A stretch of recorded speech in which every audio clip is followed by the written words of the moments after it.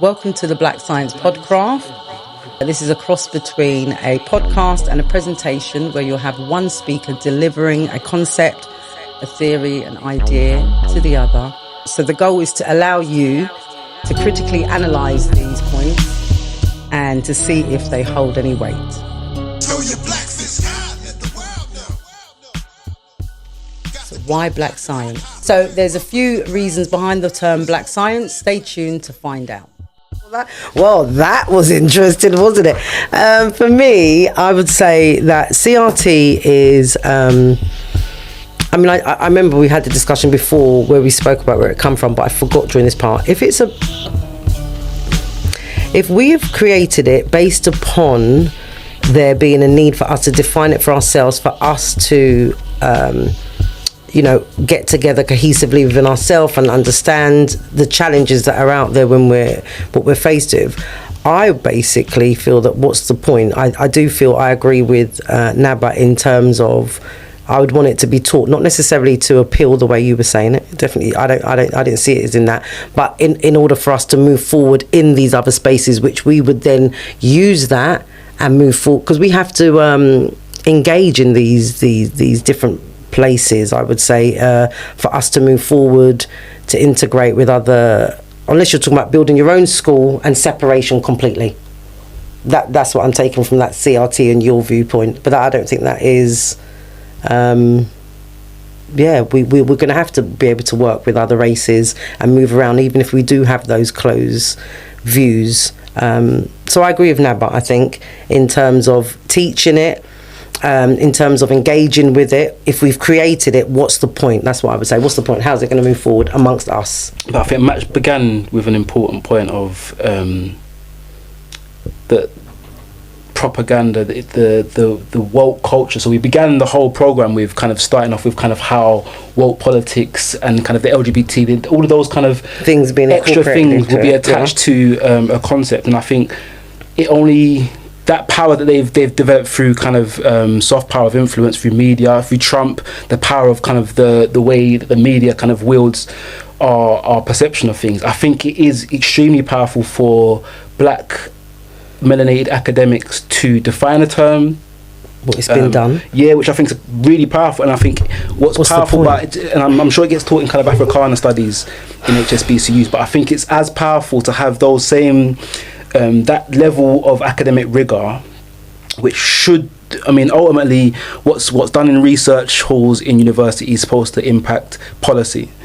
It's supposed to impact the way that policy and law is enacted. So I'd argue that it's powerful for us to define these things, bring them into kind of the arena of academia, have them rigorously attacked and researched and pulled apart, so that when policies are being drawn up by people generations from now, there's a real strong evidence base for the things that we kind of know to be true because we feel it, or we know to be true because we've experienced it. I think the power of theorizing things, and I think you're right, there's not a lot of power in debate, but I think there's definitely power in debate in schools of thought.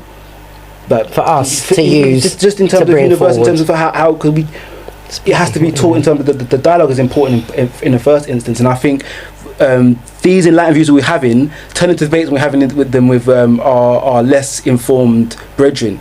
So the conversations that we've had, although fiery, will be way more fiery with the ignorant of us that can't even really accept that there's actually a role to be played for the changing of the way we think about these things and how stories are expected. So I think beginning with... I think it's two-part. Yeah, I think beginning with the ways in which... Again, you began with the ways in which outside of us have demonized the kind of the woke culture.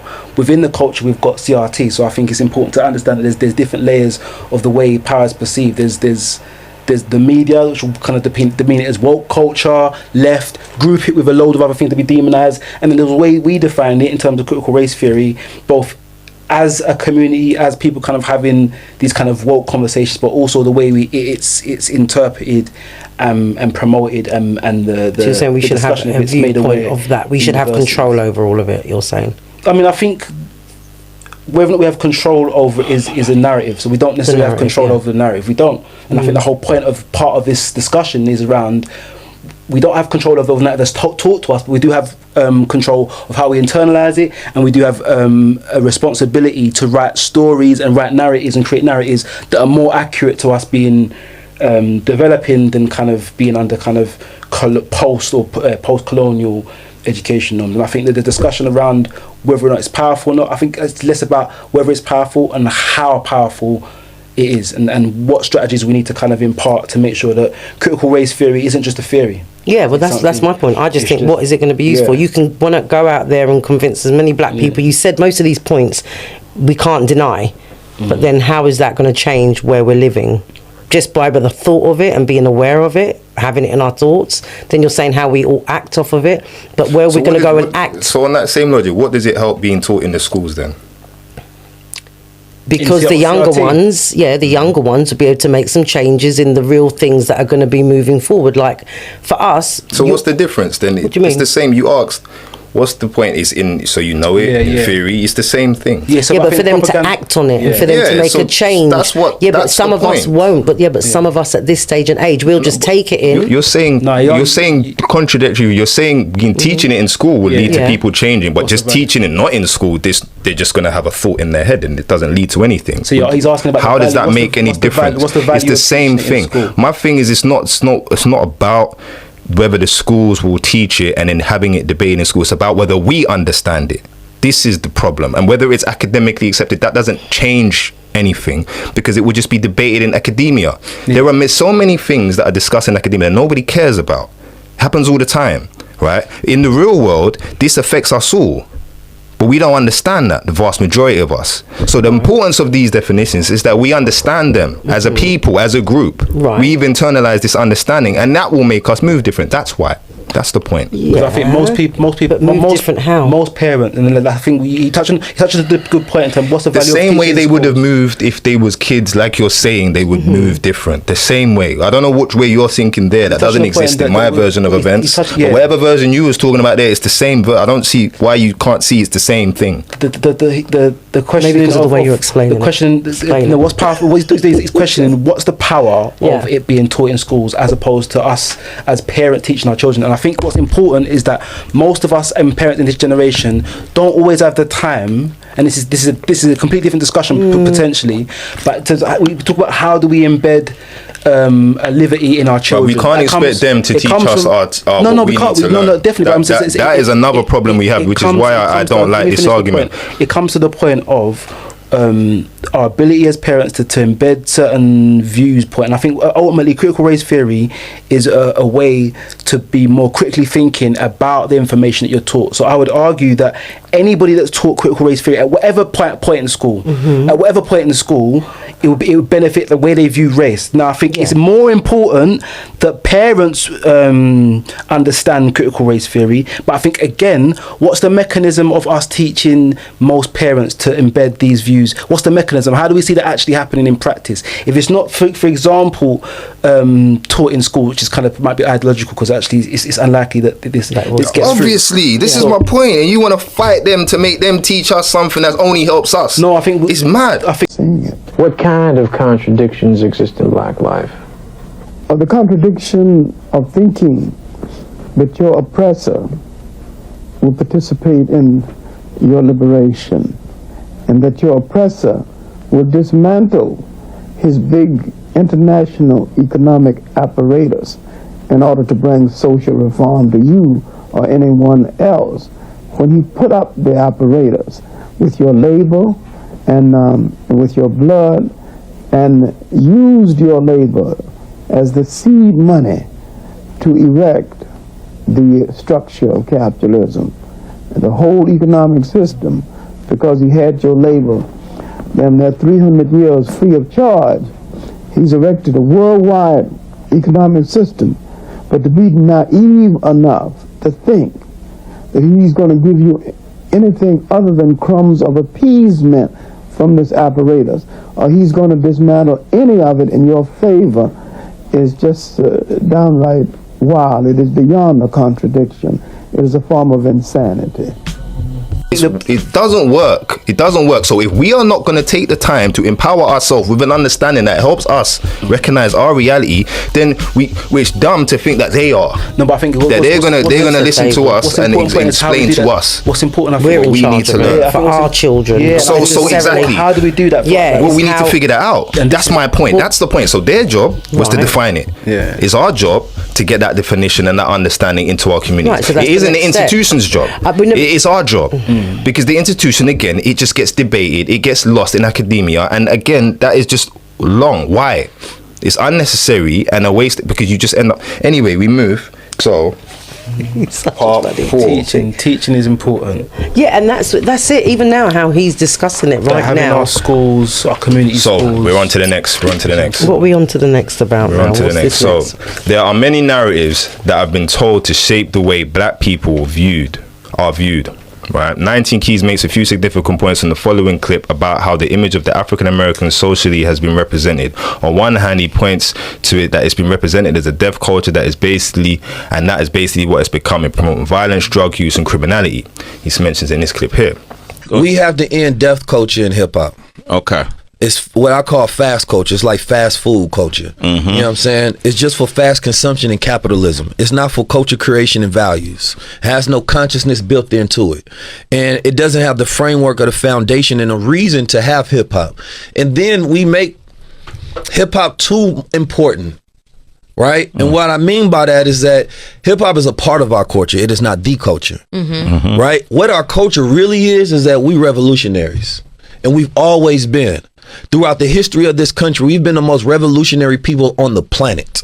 We've created the more conscious movements ever, right? When it comes to food, when it comes to health, when it comes to science, when it comes to consciousness, when it comes to activism, and it has benefited all people around the planet. But when I go to Africa, they gonna know 50 Cent before they know Malcolm X. So now they're not judging me based on Malcolm. They judging me based on 50. You know what I'm saying? They judging me based on...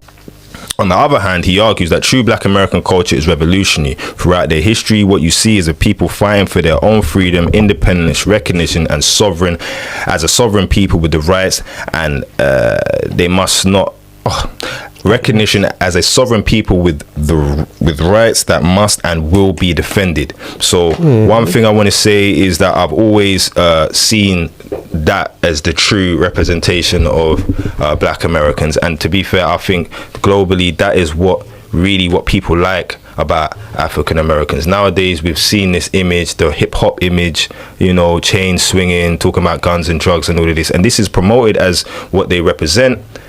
But this is a bit of I think it's a deception and it's a manipulation. It's almost propaganda. And I'm not saying that we're not complicit in this propaganda. I'm not saying that at all. Definitely the case. But what gave the favor to the black American that makes them so popular and loved and studied and viewed throughout the world is their indomitable spirit. We all kind of see how strong and creative and powerful and beautiful and willing and...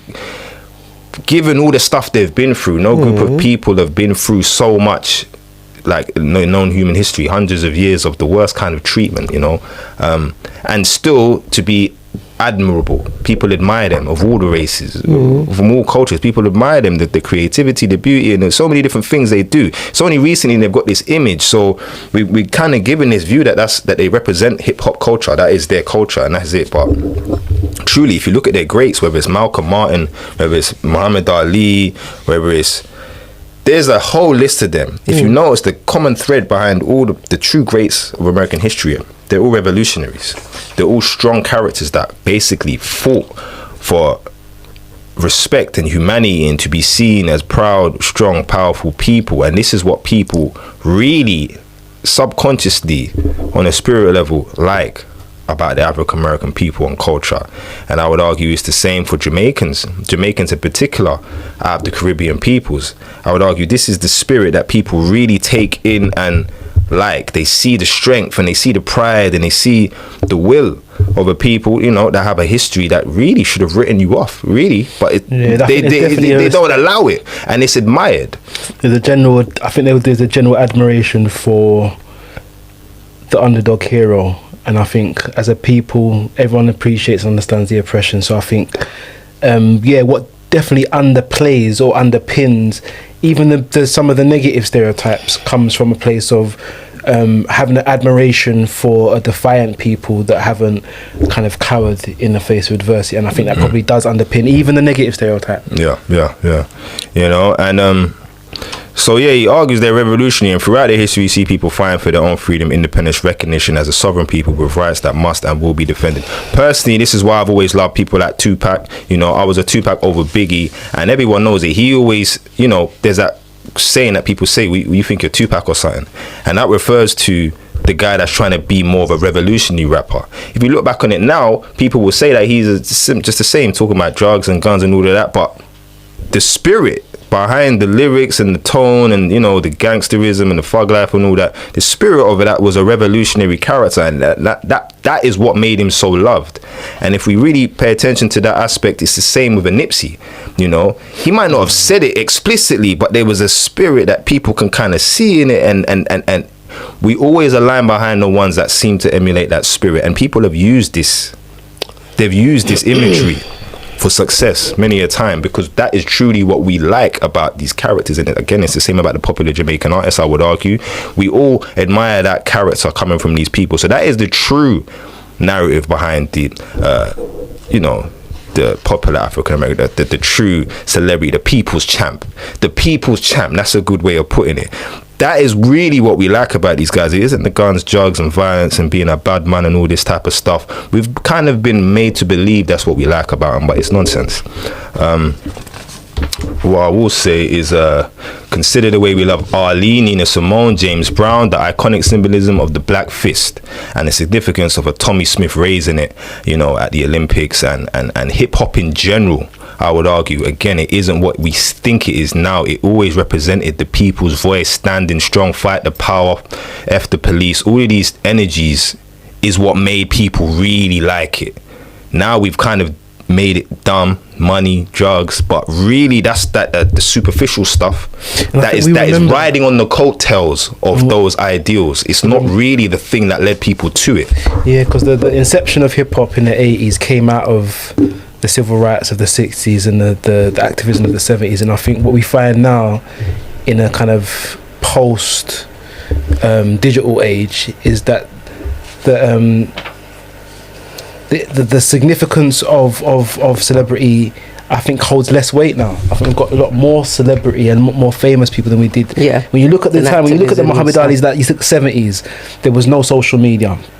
When you look at kind of the powerful leaders that we look to, they came out in a period of time that had no social media. So I think now, or young people, and we remember that. So we remember that, we recall this. That just makes me question and wonder how generations in the future, with kind of how digital everything is, how significant some of these names will be for them, because these, like the Muhammad Ali's, the Nina Simone's, James Brown's, the Huey P, these are significant because I'm aware of the culture of the blaxploitation in the 80s. I'm aware of it. I just wonder how I hear what you're saying, but I would argue though, in all these time there were many famous boxers. Exactly, right? There's very few. I think there's very less famous people in that period. No, but that's what I'm saying made them iconic. What? No, this is what I'm saying. I would say no, because there were many famous boxers. What made Ali famous, not only that he was a great fighter, yeah, but I would say the main thing that makes him considered the great is his political views.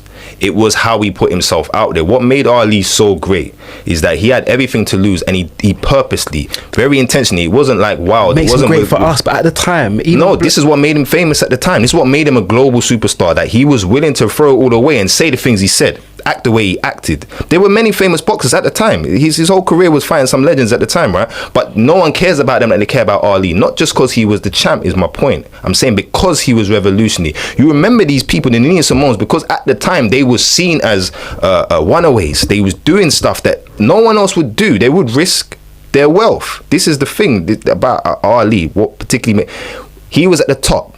All he had to do was be quiet, and he could just make money all day. But he would risk it all the time he would just say some wild stuff. Everyone knows it's true, but everyone knows that's mad brave. You got to remember the time this is for him to say this. To him to say the stuff he said then now would be a bit wild. But in those times, you're literally risking your life, let alone the money that you really this say. is my point. And that's why we remember him. And this is what I was thinking on, because the icon of that era, if you was famous or notorious in the 60s, it would have been for something like that, and everyone knew about the acts of Muhammad. No, you say that in hindsight. It's not. No, there was a lot of famous. They wouldn't. The small amount.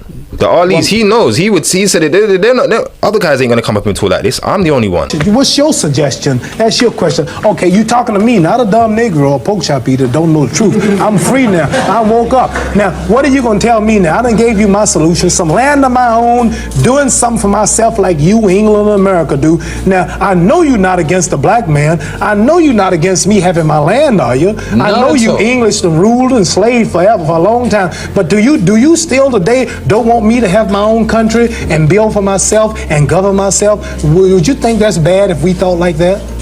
What's your solution to my problem? 1974, you all just, some white man just flew from New York to England in an hour, less than 2 hours. You all are so progressive. You're walking around on other planets. Now, today, I'm intelligent too now. What's your suggestion? What should be my movement? Integrate?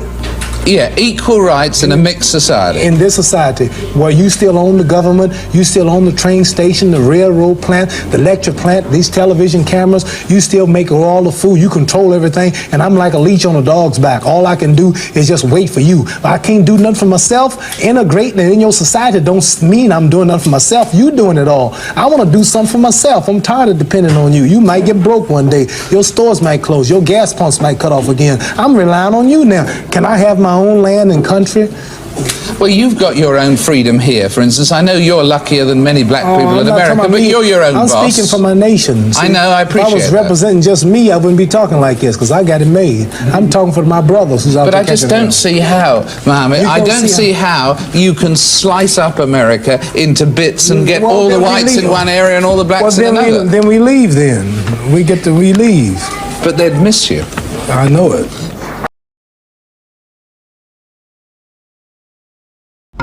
Check out the Ndinkra Symbols Connect the Dots drawing book series. We have 4 books in the series, all with 33 Ndinkra symbols turned into Connect the Dots puzzles. You have the name of the symbol, the phonetic spelling of the symbol, the meaning of the symbol, and the proverb attached to the symbol, because they usually have one. You can catch them all on Amazon. Enjoy, fun for the kids. Slavism Boot Camp is a program we've created for 8 kids, secondary school kids preferably. And basically we teach strength and conditioning, we teach boxing, fundamentals, meditation, which includes breath work and mindfulness, and nutrition. We just teach them some things that we had to learn in later life, and it would have been nice if someone had told us a bit earlier. Now, it's a community funded program, raise money to run this and pay for this. We give them a whole bunch of kit.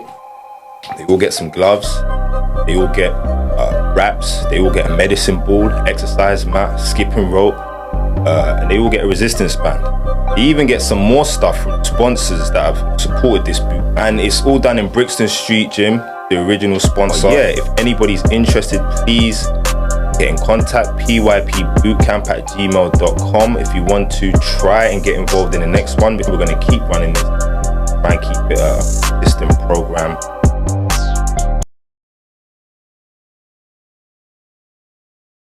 That iconic nature of fame, I think, has been lost in current decades. That's the point I'm making. The power of those characters in history that we see, the Malcolm X, the Martins, they come from a period of time that I think is very different to the period of time that we're living in now, and that we're going into in terms of the AI, deep fake. I think, and I just wonder that.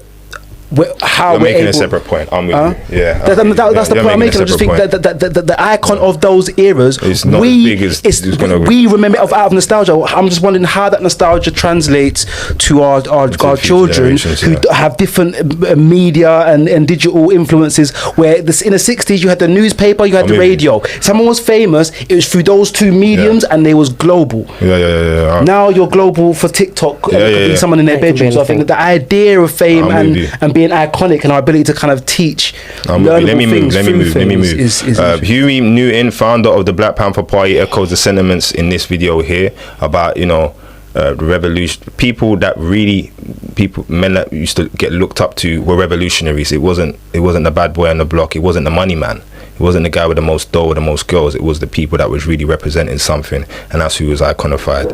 His actions, I thought that Martin Luther King taught us how to pray and how to arouse the conscience of our oppressor, and I thought that Huey P. Newton taught us how to stand up to our oppressor, and for that I think he should be accorded a national holiday. I don't expect institutions in America to project positive black male images. Black male images are created through revolution, through fighting to change the kind of oppressive conditions that have existed here and that exist. And the positive images that we all can be very proud of are movers such as Dr. Martin Luther King, and historically Nathan Private Turner, Denmark Vesey. A narrative often made by black people about black music is that they have pushed negative music and made it successful and won't push positive music. You know, the idea about the plant and the idea that they changed hip hop and made it more negative, and they've suppressed conscious music. This is a narrative that black people like to push right now, and I say it's kind of BS. Like black people feed off negative music, like they don't like conscious music. I would say that's a simple way of putting it, but it's basically true. The more negative it is, the more aggravating it is, the more fucking risque it is. The more we like it, the more we push it, and then we complain that they don't push conscious music. If there is such a move, we are wholly complicit in that. We definitely make that because, right, we have the influence, right? So it's without our influence, right, how would that work, right? So I kind of hate that whole argument. Are they the plant and all of that? We're the ones making this music popular. We're the ones keeping it popular. And I do agree that the music labels, record labels, look for that kind of music, but at the end of the day they look for that kind of music because that sells, and that sells because we say it's good. Like if we didn't say it was good, it wouldn't work. All right, so the truth is we do not support positive music, and media or in the least support negative imagery of us a lot more. In the least, that's what we do. Another narrative is America is a white country, when in reality black Americans are equally, if not more American than many white Americans, having been there from the outset of America. Like the slaves that were brought to America before America was established and was originally a British colony, they've been there ever since.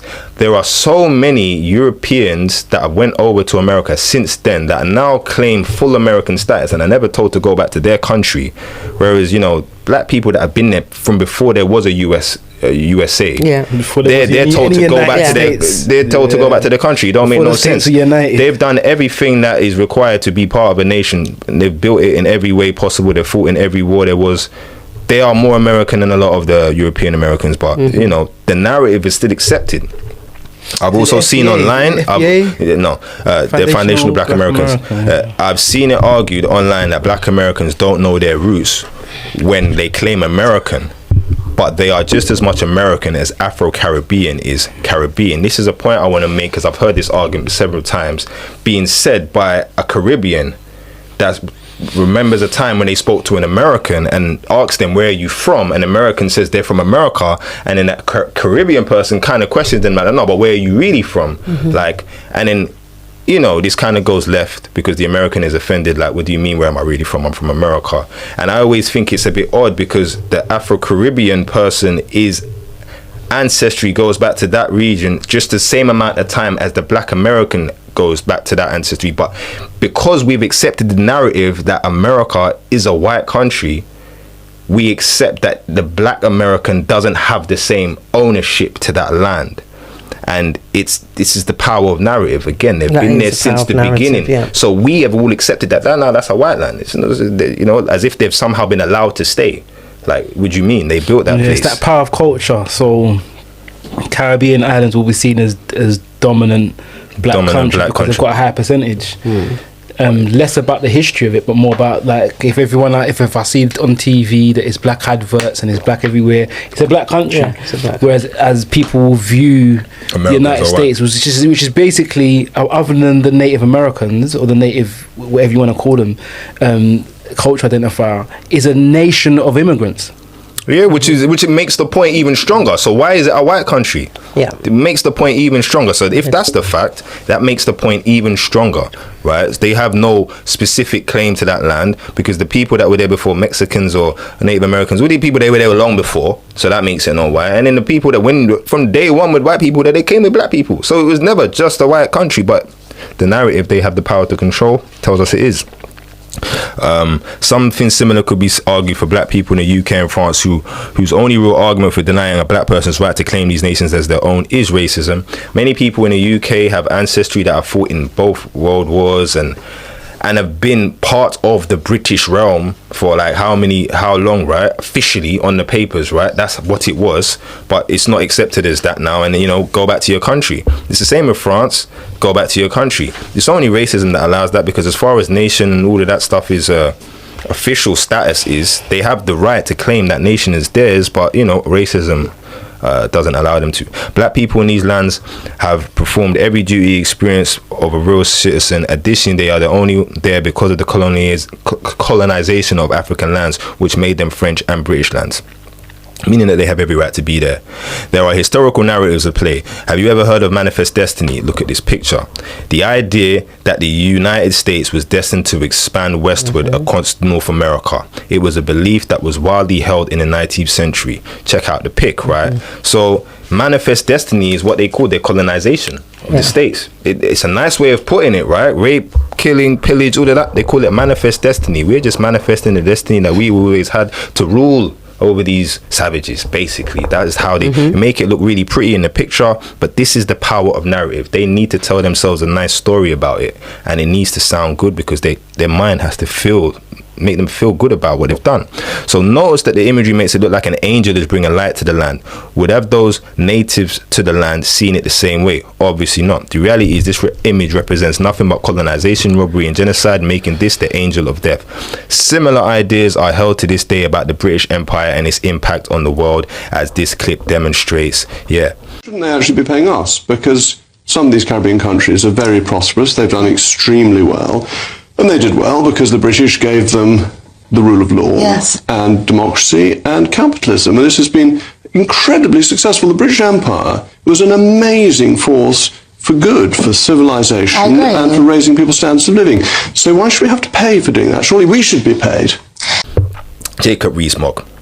I often say the Nazis gave the British Empire a real chance to rebrand themselves as the good guys, because up until that point, a big percentage of the world would have seen the British as the Nazis of the world. The British were the bad guys. Up until the bad guys, quotation parts, the Nazis, the British, everybody hated them because all they done was rape, kill, pillage, everyone. Commonwealth was not. Everyone.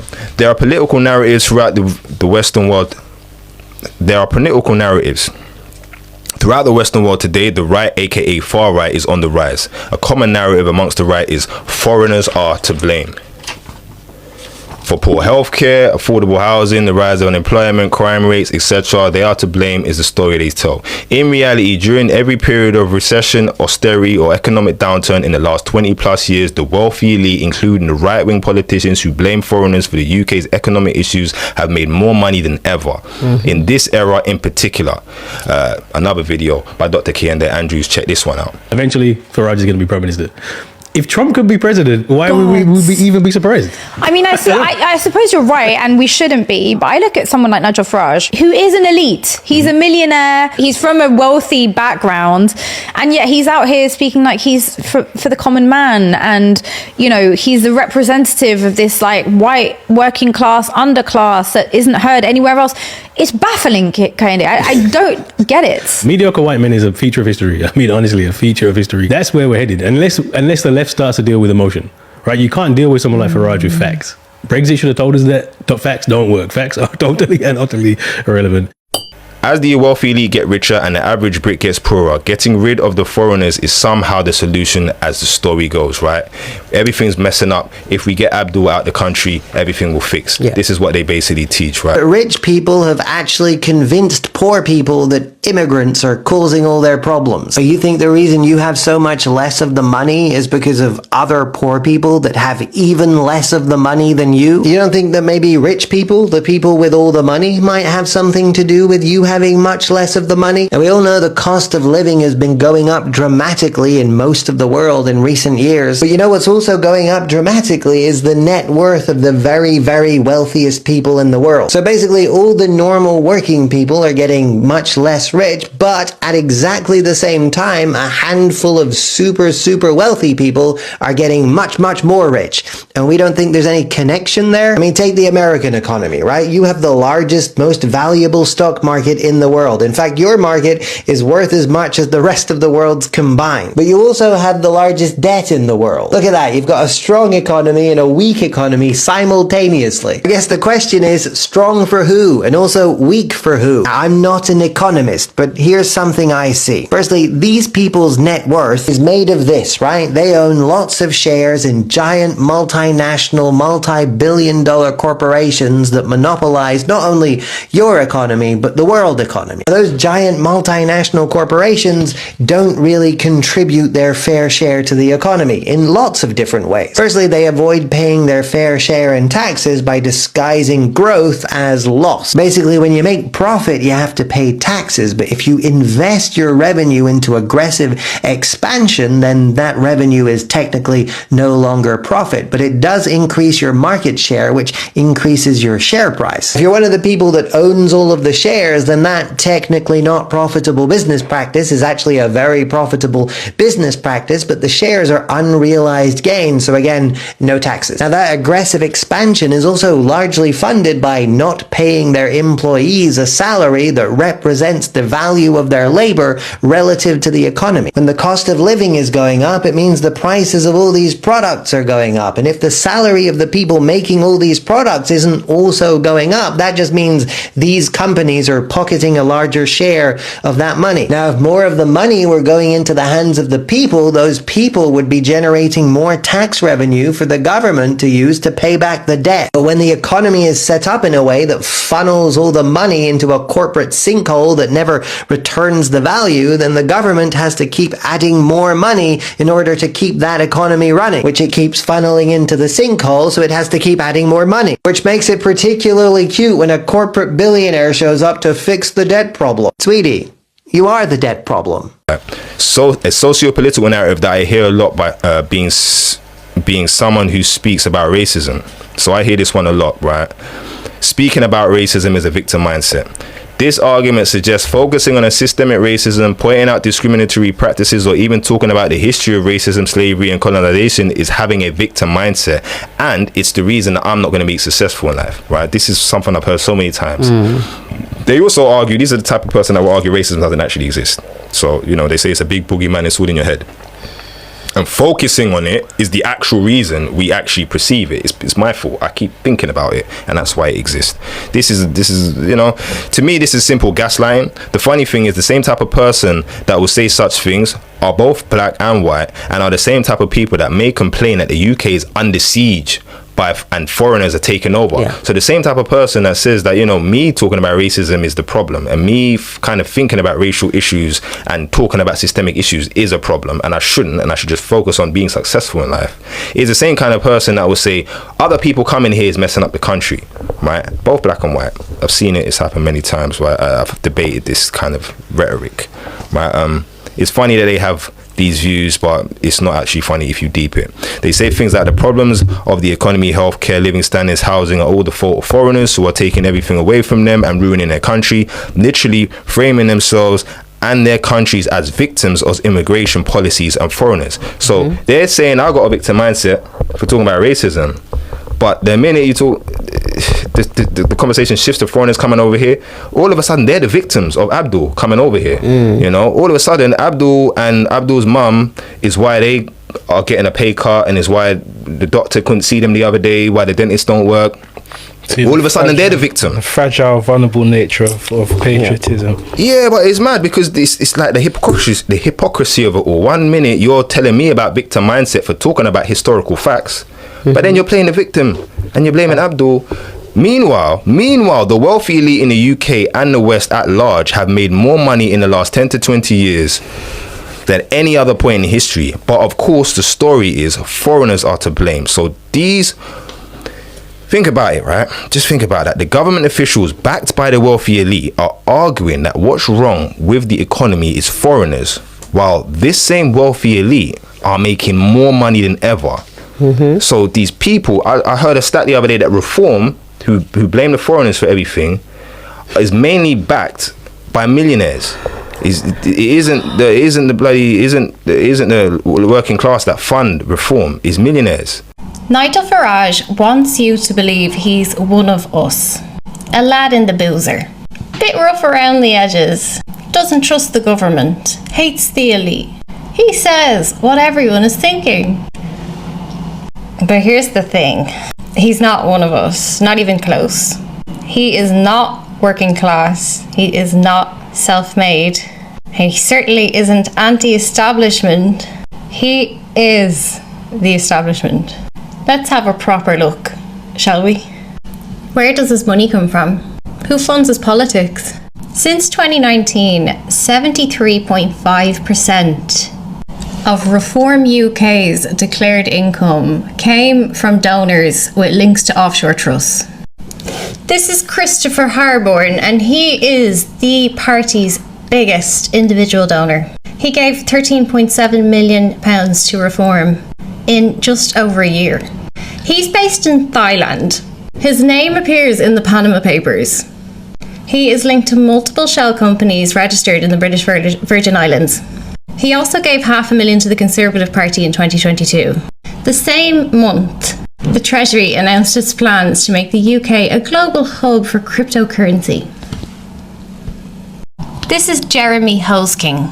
He is an asset manager. He was a Conservative donor. He now backs Reform. He has donated £2.5 million to Reform. And previously he funded the Reclaim Party.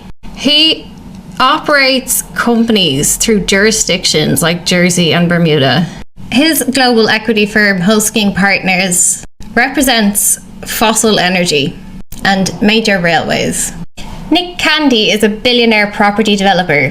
He was appointed the Treasurer of Reform in December 2024. He has openly told the press that he plans to raise millions for Reform from expatriate tax havens such as Monaco and Bermuda. He's literally standing there in front of the mainstream media going, yeah, this is what I'm about, protecting tax havens and non-doms. And still the British public are going, no, he's working class, they're working class, you don't understand me. Yeah, they're lying to you. They're lying to your face.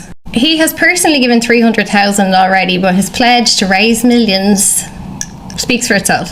He himself is a non-dom that splits his time between the UAE, Monaco and Switzerland. And he was a former Tory donor. He donated at least £270,000 to the Conservative Party.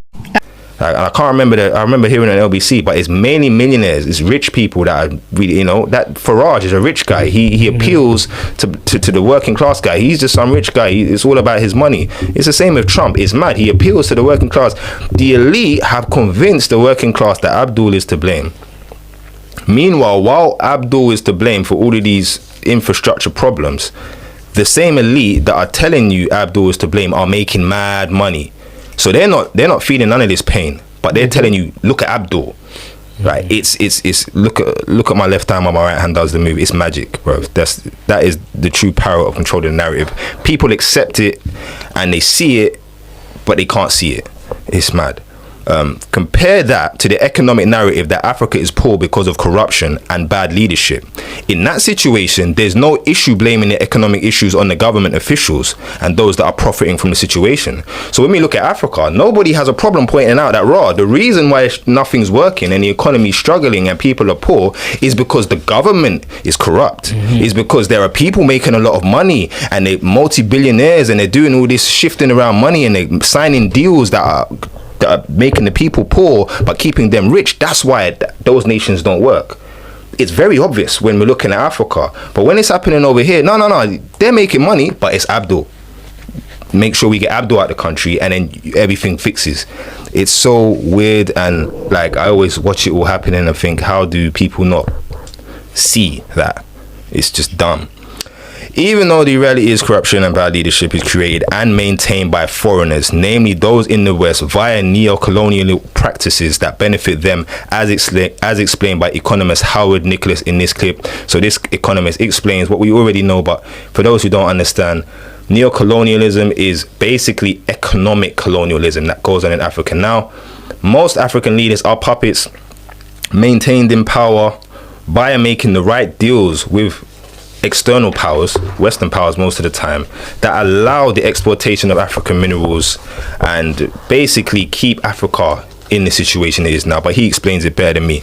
Africa, historically, sub-Saharan Africa, has been fundamental to the global prosperity of the advanced countries.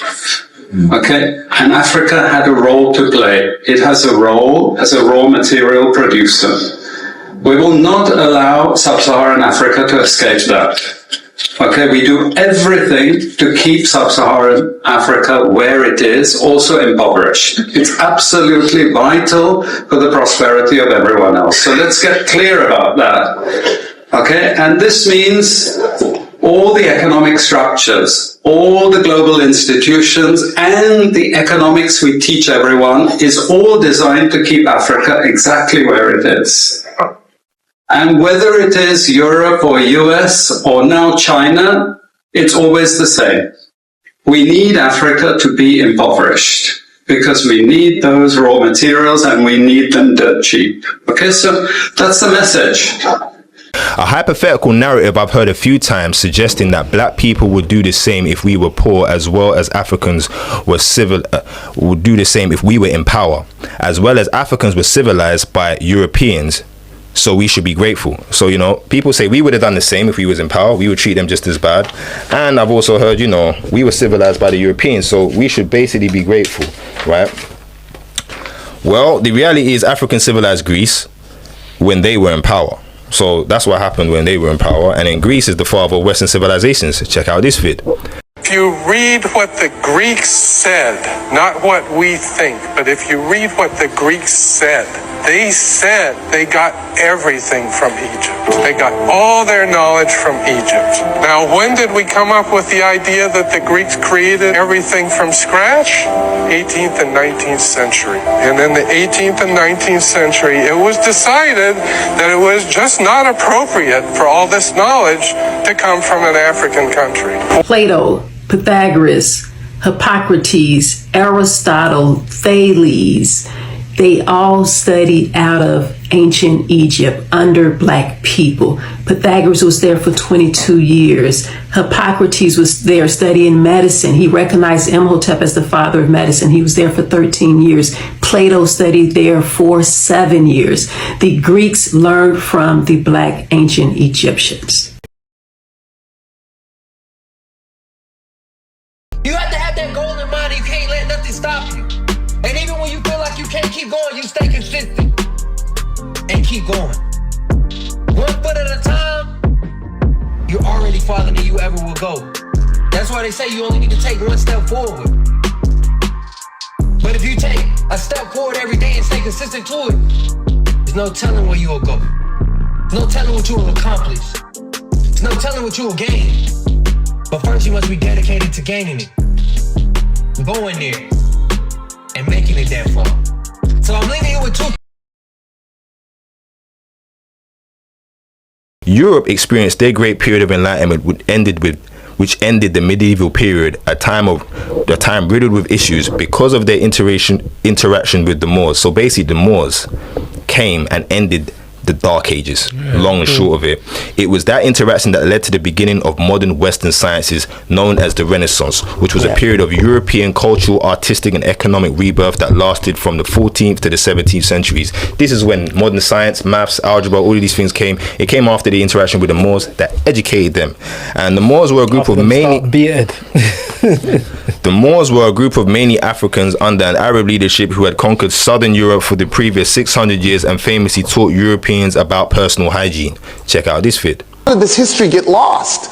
And of course the answer was it wasn't lost, it was intentionally ignored, it was intentionally dropped. We didn't want you to know that there was this thriving civilization that put lamps up that were powered by petroleum 1,000 years ago, and we were doing cataract surgery 1,000 years ago, while Europeans were living in little towns like Paris, where the streets were literally their sewage system. Right? And they would just throw the fecal matter and urine out the window, and it would flow in the rain into the wells, which is why they couldn't drink their water, because you'd just die of cholera and dysentery instantaneously if you did, which meant that during that time period, Europeans could only drink beer and wine, and so they were constantly drunk. But it's okay, they smelled like fecal matter and urine, so it was a way to compensate, I think. That, and they had to wear wool, so they were always walking around itching. And so you smelled like poop and piss, and you're itching, so you might as well be drunk.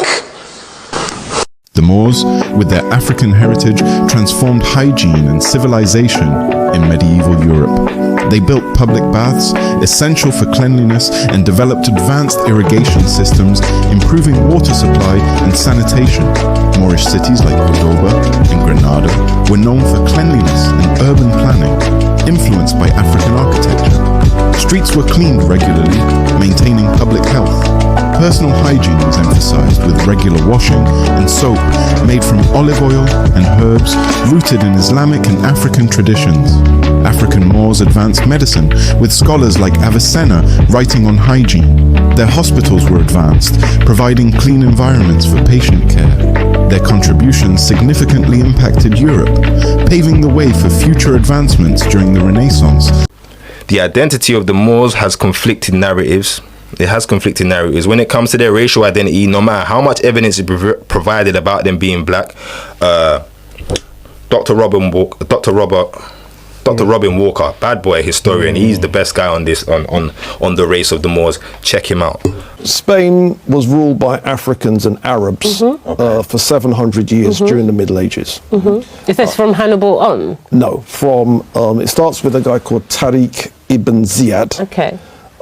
He was the governor of Mauritania, the land of the Moors. Yes. Right. And what happens is he is invited by his Arab overlord to lead an invasion into Spain, and that invasion takes place in 711 AD. Okay. And then when people talk about the Moors in Spain, it's the period that comes immediately after this. Okay. All right. So what you then end up with, you end up with 4 dynasties ruling in Spain. The first dynasty is called the Umayyads, and they're of mixed African-Arab descent. So we can claim it, the Arabs can claim it. The second dynasty is purely African. They're from Senegal. The third dynasty is a black Moroccan dynasty called the El Mahadis, the black Moroccans. They rule for the third dynasty. And then the fourth dynasty, the Nasrids, are Arabs. Right. But they intermarry with us, and by the time we get to their last king, he's black. Okay. Right? So that period is where you start getting cities like Granada, Cordova, Seville. And if you go to the Spanish cities, the stuff that Africans and Arabs built is still there. You can still see these things. So I've always wondered that, because sometimes you see the architecture, like, well, wow, okay. So yeah, if black people want to see the heights from which we've fallen, you need to see some of that stuff. Now, as I said, it's Arabs and Africans. So in other words, some of that stuff is Arab, but some of it is definitely African. And what happened? How did they get wiped out? Well, that's the thing, you see. But yeah, no matter how much evidence is produced about how the Moors were basically black, people want to debate it, not surprisingly. The racism involved in stating the identity of people that are of historical note is so powerful that many will sooner believe that pyramids were built by aliens than say that they were built by black Africans. See, that is another thing. People are so comfortable because of this power to control the narrative about a thing, because people are so comfortable with the ideas that aliens built the pyramids, way more comfortable than the idea that they were built by Africans. Even though nobody knows, quotation marks, we're so, as a globe, we're so much more open to aliens, because that's how powerful the narrative about black people couldn't have done it is. That in that 1 second, no other land has their structures so easily, because even at Stonehenge, they don't know how they built Stonehenge, but people are not as comfortable with saying it was aliens. They would just say, we don't know. Some people did it sometime. We're not even sure who, but people did it. Some people say aliens, don't get me wrong. But with the pyramids, bruv, nah, it was aliens, bruv. It definitely weren't them black people. You're mad. That's the logic.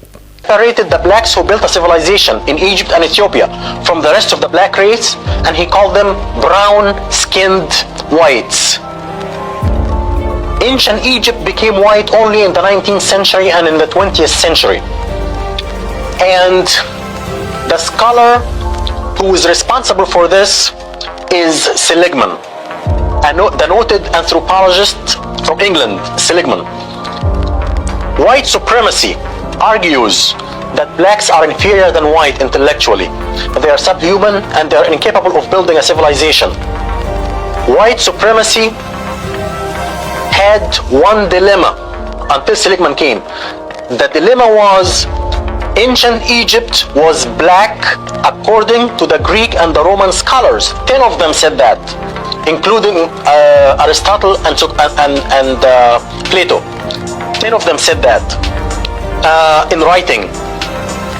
They had this dilemma. Ancient Egyptian was black, so if blacks are inferior intellectually and are incapable of building a civilization, how come the ancient Egyptians built a civilization? Seligman found the solution for this dilemma. He came up with a theory called the Hamite theory. He separated the blacks who built a civilization in Egypt and Ethiopia from the rest of the black race, and he called them brown-skinned whites, or the Hamites. So Seligman saved white supremacy from this dilemma, and all the white scholars followed him from that time on. This was at the end of the 19th century. And since that time, white scholarship says that ancient Egypt is white.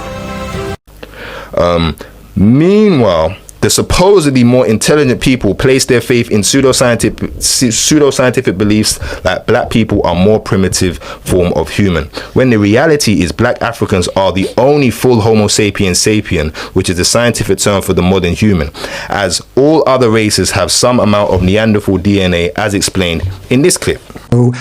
If you want to make a strong argument, you might argue that non-Africans today are Neanderthals who just have waves and waves of modern humans from Africa mixing with them. Like, who are the ancestors?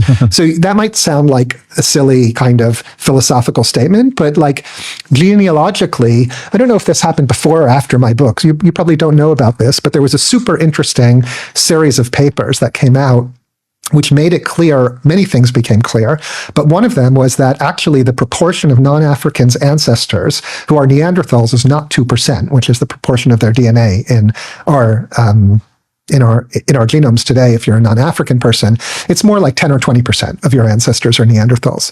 And what actually happened was when Neanderthals and modern humans met and mixed, the Neanderthal DNA was not as biologically fit.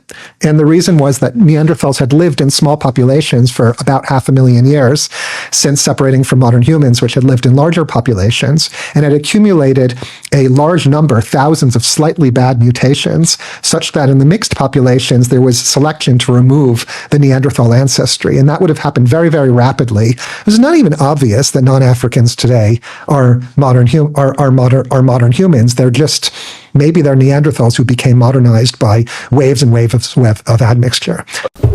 Okay. The field of science has been used on multiple occasions to create false narratives that allow and support and create racist practices. It was taught that black people experience less pain, so could be subjected to all sorts of evils and feel nothing, or medical procedures and could feel nothing or medical procedures. It was taught that black people experience less pain, so could be subjected to all sorts of evils and feel nothing, so they could go through medical procedures without painkillers, right? Studies show that to this day, relative to other racial groups, physicians are twice as likely to underestimate a black person's pain, give them less painkillers, and just assume that they don't feel it, right? To this day. So this misheld belief still affects people to this day. Black, white, Asian, Where do these racial categories even come from? Spoiler, they weren't based on biology. They were invented by doctors using science that we now know to be pseudoscience. But those impacts, they're still shaping medicine today. My name's Dr. Joel, the Medical Mythbuster, and welcome back to episode 9 of Hidden Medical History. Today, let's talk about the scientists who defined race, and how race and racism still have direct impacts on medicine today. To start, we have to go back to the 1700s and meet Swedish botanist Carolus Linnaeus. He was the same guy that we all learned classified plants and animals. But in his 10th edition of his book, Systema Naturae, he decided that he could also classify humans, and split us into 4 so-called varieties: Americanus, Europaeus, Afriaticus, and Asiaticus. Each came with personality traits and physical descriptors, none of which were based on science. But the false stereotypes, if you pause and look at this chart, they stuck. Then came Johann Blumenbach, a German physician who in 1795 coined the term Caucasian. He believed skulls from the Caucasus Mountains were the most beautiful. His 5-race theory laid the groundwork for ranking humanity, with white Europeans conveniently on top. Other scientists came along to try and perpetuate the belief using science that white people were superior and that slavery was justified. In the 1800s, American physician Samuel Morton took it further. He looked at skulls, measured their sizes, and said that larger skulls meant smarter brains, and that white people had the biggest skulls. His work was embraced as proof that white people were superior, and that had deadly consequences. And despite physicians like Friedrich Tiedemann disproving him, Morton's false conclusions spread because it supported slavery and white supremacy. These myths weren't just confined to anthropology, they spread to medicine too, and those stains are still here today. One of the clearest examples, a device called a spirometer, invented in the 1840s by English surgeon John Hutchinson in order to measure lung capacity. It was originally used to assess fitness for police, military, and life insurance applicants. But when the technology spread to the Americas, doctors like Samuel Cartwright twisted it. Cartwright claimed that black people naturally had lower lung capacity, and he tried to use the spirometer to prove it. It was a myth that was repeated by people like President Thomas Jefferson, who in notes on the state of Virginia echoed that myth and stated that working in the fields revitalized the lungs of black people. The problem is that racist assumption got baked into the device itself.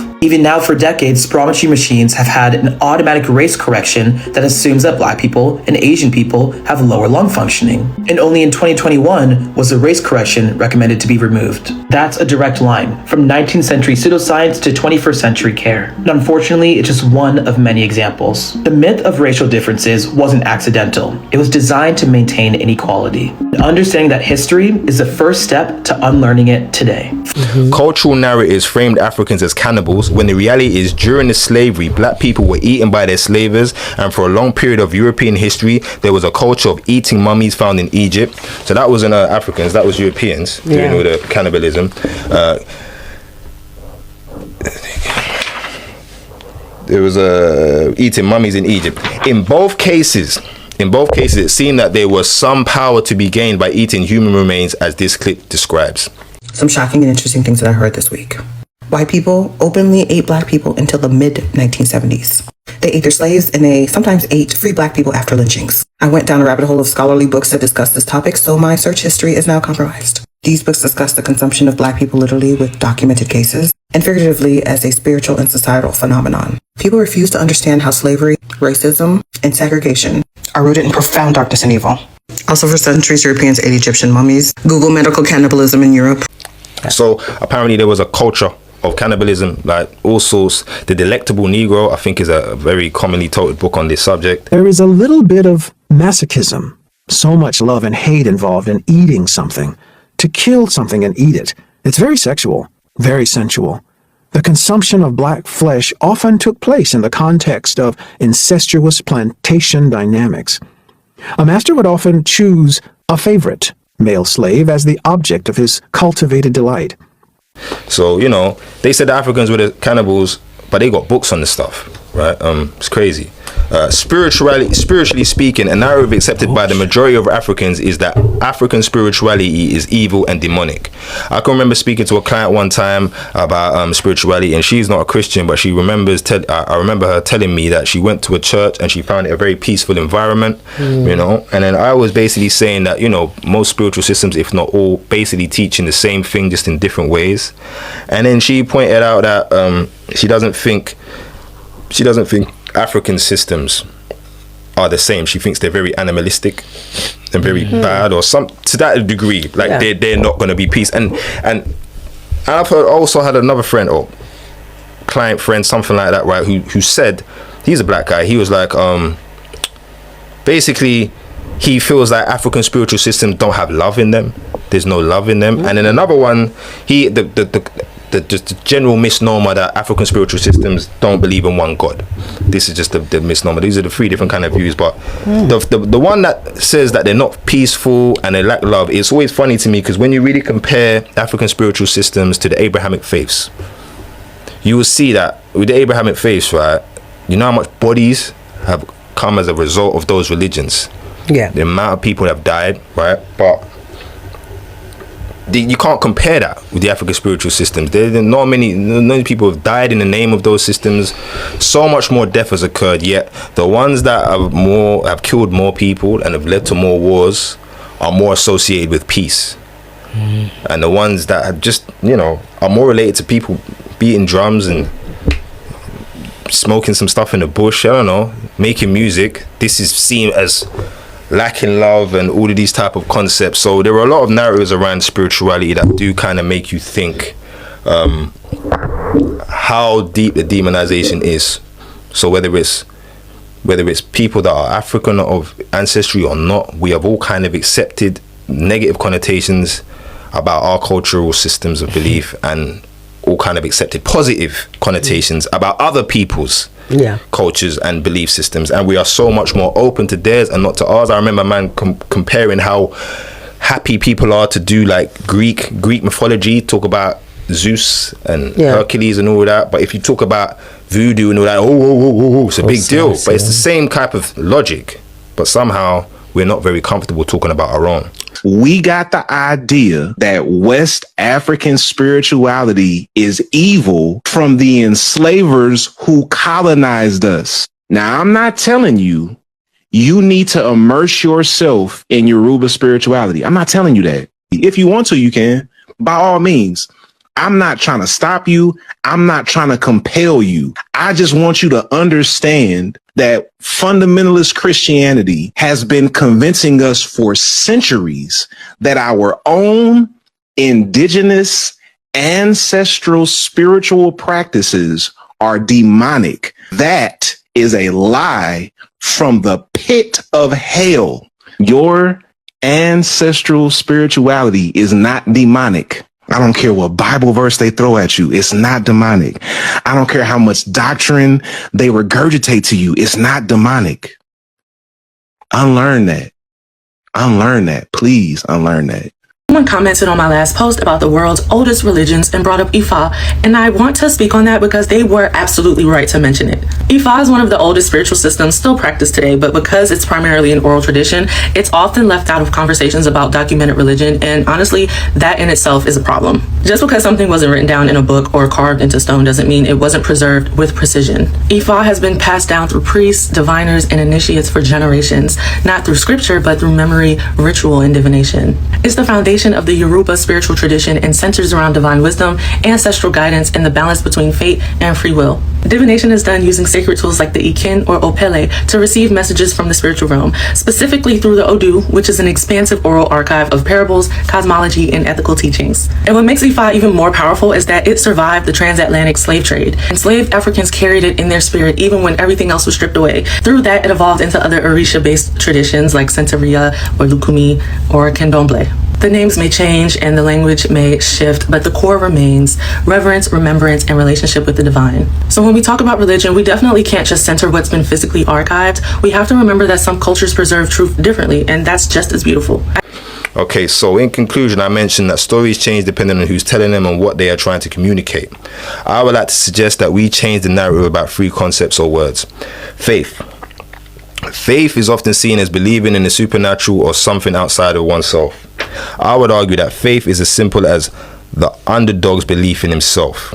A belief that everyone else thinks is unjustified, but the underdog, being the only one who knows who they are, knows what they are capable of, so they have faith that against all odds they can come out on top. A faith that comes from knowing oneself is powerful, otherwise known as knowledge of self to a degree. But for me, faith isn't something that is about the belief in something outside of you. It is a faith in understanding that there is something in you, whether or not it has manifested yet, it can manifest, and the capability is there. When Sikuku, god of holidays, found Africa's lost tribe, he forged Kwanzaa, a holiday that would guide them back to their roots and towards a better future through 7 principal spirits known as the Nguzo Saba. The final spirit was Imani, the spirit of faith. She would remind them to have faith in themselves and trust they could overcome any obstacle. Imani would also show them how to be resilient and to have the faith of a child to reach their goals. Through Imani, they would learn that with faith, anything is possible. Forgiveness. Forgiveness, we frame forgiveness as something that is for someone else. This is the thing about the term forgiveness. A lot of the time we think forgiving somebody is about making somebody feel comfortable with something they've done, and I would argue it is about a lack of an emotional attachment to an experience that you have gone through yourself, getting over it, in other words. If you truly forgive a situation or that has happened to you in the past, you no longer react emotionally or feel emotionally about it. You can see it for what it was, and now with a clear mind, you can act.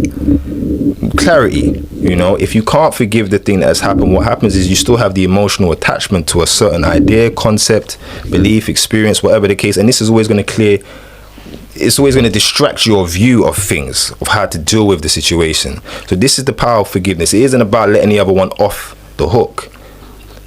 It's about clarity. And this is how we have to view it, That is, say, forgive and don't forget. It's not about forgetting what happened. It's about understanding what happened, but not reacting to it in a pre-programmed way. If it is something traumatic that you have gone through, you have to process and grieve that trauma, because forgiveness requires a level of healing to be able to do so. I wish I could tell you that a snap of the finger, you can forgive somebody in 1 second, but you got to process it. You got to process what has happened. Now, what forgiveness is not is you excusing what happened, you condoning any of the behavior, you denying that it ever happened to you, you're forgetting that it happened, or that you're reconciling with that unsafe person. Forgiveness is about releasing the hold that the offense has over you, spiritually, mentally, emotionally. And in free will, most of us think free will is the ability to do whatever you want. But if you have a habit of doing a certain thing, you are doing that because you have made a free choice. Are you doing that because you have made a free choice, or because you have a habit? A conditioned response you can't help but do. I would argue that free will is the ability to override your programming. Now that is another way of saying you might have a certain way of seeing things, thinking about things, and doing a thing. If that's why you're doing a thing, then you're not acting in free will. You might think you're, scratching your head because you've freely chose. But if you've just got a habit of scratching your head, some people have neurosy. They're neurotic. They can't help but do certain things. This isn't you acting freely. Acting freely is everything is a choice. You intentionally chose to do a certain thing because you've recognized that that's what the best thing is to do. You're not doing it because that's what you used to do. You're not doing it because that's what you're accustomed to doing. You're doing it because you've looked at the situation clearly and decided that that's what should be done. That is the only time you're using your free will. If you're doing anything just cause, that's what you're used to doing. If you're thinking anything just cause, that's what you're used to thinking. If you're seeing things a certain way just cause, that's how you're used to seeing a thing, then you're not acting freely. You're acting off your conditioned biases. You only act freely if you can look at things objectively, kind of separate yourself from your preconditioned experience, seeing it for what it is, and then deciding how to move. Yeah. And I would argue these 3 things: faith, forgiveness, and free will. We need to have an adjustment on our perspective on these things and control the narrative in a different way on all these topics. And that is that summary. Well, that was interesting. That was quite deep in a lot of different ways. You got very passionate about a lot of things over there, Match. I think that race is a big subject to talk about. I think there's lots of things that can be, as we've broken down. I think I'm still stuck on this CRT. Sorry, and I've got a sweet in my mouth. But I think that race is a big subject throughout all. And again, I know that the point of this Black Science Podcraft is to provoke these discussions, to have these discussions, and to bring it to the wider audience. But what I get from it is that there's a lot of stuff that we have to fix internally and we have to agree on internally first. But who defines that? How is that done? Who brings it forward to it? Yeah, who brings it forward? I found this one interesting. There's a lot more that could have been said, but due to time we can't, obviously, because as a black woman, I've been affected by a lot of these things in my journey and my experience. And I think if we spoke about our experiences more and we did come together under an understanding of what it looks like for us in dealing with these things practically daily, and how we can then respond to them, because I think that's what you're saying more, isn't it? How we not respond to them, but how we take accountability and deal with it ourselves. I think if we take more time to do that, it'll be good. But I still flow on the way of teaching is the way, which I think we're doing indirectly here now, to be fair. And I think actually some of the things that you're doing, I think is, you were saying about me being contradiction, I think some of the things that you're doing in terms of like teaching the younger ones, bringing forward an idea and a mentality, yeah, I'm still on that kind of, we have to bring the youths in. I'm a teacher, so I come from that side of it more. We can teach us, but what we're going to do with it, where we're going to go with it, has to be brought forward. You're doing it, but not many of us would. Yeah.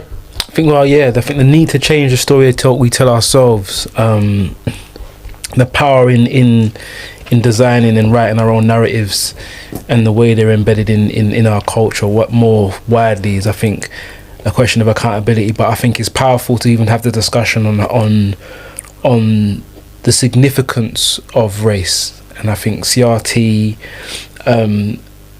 propaganda, and the way that kind of the left is perceived in modern politics, I think it's important. I think those discussions are important, but I think what's more important is again, taking the accountability for the stories we tell ourselves and finding ways to kind of have those stories that we're telling ourselves impact our future generations in a way that's positive, in a way that's practical. And I think sometimes the debates are powerful, but how practical are they after the fact? And I think our children's children will be evidence of that. I think that's my